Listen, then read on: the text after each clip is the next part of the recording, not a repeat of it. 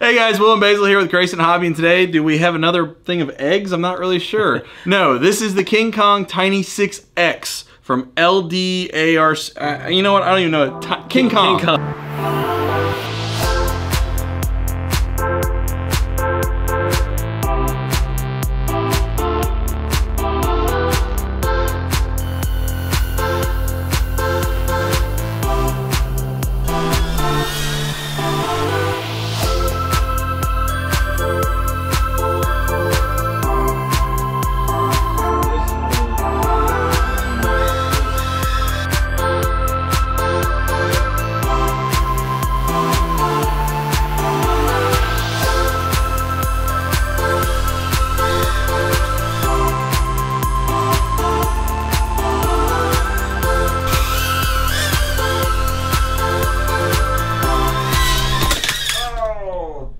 Where in the hell is that? Can you fly out of it? Oh! So it's the Tiny6x here. So what are we gonna do about this one? We are gonna unbox it. We are gonna fly it around, and Will's gonna crash the heck out of it in the warehouse and show how adorable it is. And then we're gonna hook up the betaflight. We're gonna hook up the betaflight? Or bind it. We're gonna do something. All right, well, what's in the box? All right, so if you guys saw our last video on the Tiny7, you're gonna be familiar with this. This is pretty much the same stuff. If you open up the top little lid, we have, in this case, we have pink props, pink body, yellow body, white body, yellow props, white props. And they're magically delicious. Yeah. The prop removal tool. Comes with some spare little O-rings to hold the wires on the motor pods, and then extra grommets for the body, or flight controller, sorry. It does come with the extra connectors for the high voltage connectors. Oh, okay, so the bigger batteries. Well, no, this same connector comes with it. Comes with two extras. So same size? Yeah, okay. It's larger, PH 2.0. 2.0, all right, here we go. And then, again, we have, this is a FrSky model.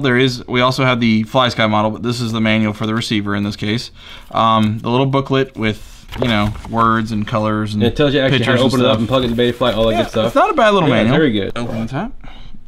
Comes with 3 batteries. We got, these are 250 milliamp, 30/60C high voltage LiPos. You'll see the 3.8, not 3.7. Yeah, what does that mean? High voltage means it charges up to 4.35 volts. Actually, it says it on there too. High voltage 4.35. The nice thing about high voltage, especially in the one cell, it gives you that little bit of extra punch. Also, like back when the Inductrix came out, a lot of people were having like low voltage issues and all that. With the high voltage batteries, the power curve has been moved up, the usable power of it. So now, instead of worrying about browning out, stuff like that, you're actually running the battery more. You can get more out of the battery milliamp wise. Gotcha. So they're better batteries, way better batteries. Well, it just makes it more usable. You get longer flight times and so better, those, right? better performance. Yeah. So you get 3 batteries. Okay. And you get a little rubber band that holds the body in. See, this is a rubber band. Rubber band. We should. And so you got red quad. The quad itself, yeah, and the Tiny6 is going to come pre-assembled in the red configuration, not pink. Okay.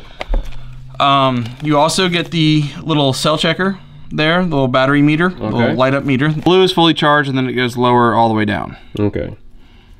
So, and then the box. You'll see the box has a little insert because it's the same box they use for the Tiny7 as well. It just has an insert to fit this frame. Oh, okay, gotcha. So it makes it nice and tight. So it, you know, with the rubber band, it doesn't bounce around. Right. And you also have this awesome little 6-bay charger. That's my favorite feature. And again, remember, if you're going to use USB, it's only the 3 batteries here, the 3 ports, either the small or the big, that work there. If you use a XT60 plug battery that's either between 2 and 4 cell LiPo, you can get all 6 ports working. Right.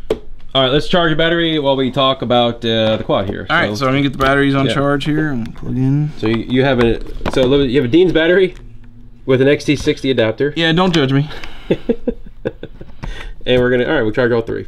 Sweet. Yep. So I'm gonna put the batteries on charge, and it looks like I actually charged 2 of them earlier. That one I used. All right, so when the battery's light is out, the battery's charged. Yes. And when the light is on, the battery is charging. Yep. All right, so I'm gonna put this aside. That to the side. So everybody's probably going, what's the difference between the Inductrix and this guy? Yeah. Well, the Tiny6 has a little something up its sleeve. Are they the same size? 65 millimeter. Yeah. They're the exact same size. So just to prove that, we got This is the stock Inductrix frame that everyone knows that they've broken a million times.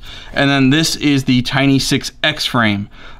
You'll see right off the bat, it's like the opaque material versus this clear.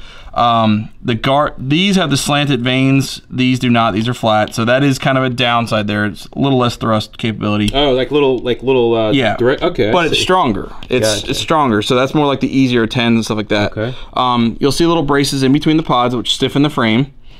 This one has the spot to hold an LED, so you have a little solid LED that turns on. It's not programmable. I thought it was actually originally, but it's not. Both hold the same size battery. The frames are the same dimensionally, so they're both 64, 65 millimeter, whatever it is. Now, what about the material? I know you said the material, but is it one material? This is more like a nylon-y. This is more plasticky. I've broken a whole lot of the stock Inductrix frames. They're just very fragile. This one seems like it's that better material, kind of like the E010S was when that came out. That was more like a little flexible-ish to it. Actually, it's pretty rigid in comparison. Well, don't they flex a little better? It probably has give to it, yeah. But it's actually less like floppy. I got you. So this is a little. This is harder to. Yeah, with the extra bracing, you're not going to get. You're not going to need the brace as much. Whereas this one, it was almost you didn't want to fly without the brace. So right off the bat, we got a better frame. Yes. So we got a better frame there.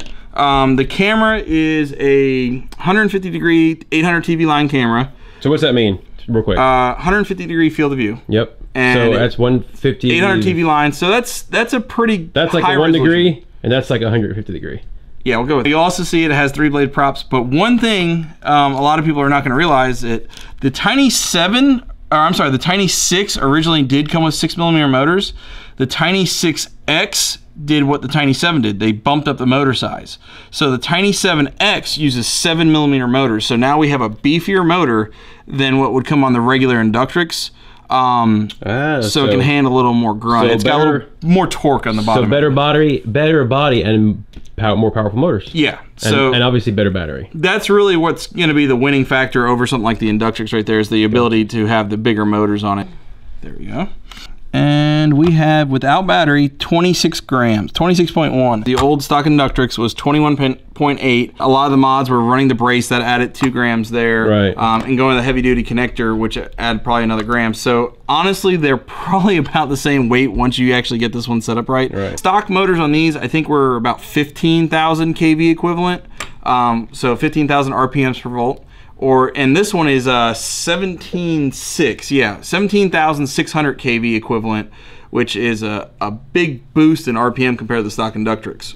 So far, so good. So that's going to give us a little bit more aerobatic stuff like that. Controller is, again, it's an F3 flight controller. It's running the SP Racing F3 firmware. So just like the betaflight, right? Yeah, it can use betaflight, so this is tunable. The USB is in a great spot. It's on the bottom, so it's really easy to get to. So speaking of betaflight, did you fly it with stock PIDs? This one I did not, actually. I flew the Tiny7X. The yaw PID was a little low for you, but for the most part, it'll fly out of the box. Yeah, it flies fine out of the box. This one has the XM receiver in it, so if you get FrSky, it has XM. If you get the FlySky, it's like the FSRX2A, whatever. And where's the little button on that FrSky right there? Bind button is right there. Just like, next to the antenna. Okay, yep, I see it. So basically, we got a stock Inductrix, hopped up, betaflight capable, with a stronger frame. Now these are the 3-blade props, so with the higher RPMs, the 3 blades do a little better, they're a little more efficient. Lights out. All right. Let's go fly. Actually, let's go bind it first. Bind it? All right, so guys, I'm going to show you how to bind this again, just like we did with the Tiny7. And what I'm going to do is you can use the battery and hold the button. It's very hard to do. I don't have 3 hands, so what we're going to do here is I'm going to plug it in to get power off the USB, because it powers the receiver on this. So we're not hooking to the betaflight, we're just using the I'm just using the USB for power. Okay. So I'm going to unplug my USB from the computer just a little bit, and then I'm going to push the button here. Push the bind button. Push the bind button, and now with you're going to put your hand and push the power. Now I'm going to plug in the battery, or not the battery, plug in the USB, and I'm in bind mode. Now how do you know if you're in bind mode? The red and the green light both light up. Okay. And if I go into my radio. So then you go in your radio. And I go to bind it, and remember it's going to be D16, channel 1 through 16, and then whatever receiver model you need. And then hit bind. Chirp. And once it starts chirping, you'll see the red lights start flashing. Yep. So when the red light starts flashing, cancel the bind by pushing it again. Power cycle. Unplug. Unplug and plug it back in. and you'll see the green light lit. Because there's a million YouTube videos on that. But once you get it bound, you do need to go through and set your endpoints. So you're gonna have to, 2 tabs really that you're gonna need to set up. You're gonna need to go through on your receiver tab and make sure everything's 1500, and then your endpoints are 1000 and 2000 on the first 4. Other tab you're really gonna need to go through is set up modes. Like in this case, I set up flight modes. Arming, disarm, and flight modes. Okay. And you can see all I set up was air mode and angle, horizon, and arming. Now, is anything have to do special since this is a brushed? I know. I mean, if you literally do those 2 things, you'll get flying. Okay. I mean, this is a great, if you're new to betaflight, brush quads are the way to go. For the simple fact is, you're not going to hurt yourself if you screw something up. You won't take your head off, or your hand. Yeah, you won't lose arms or fingers or anything like that. All right, let's fly. All right.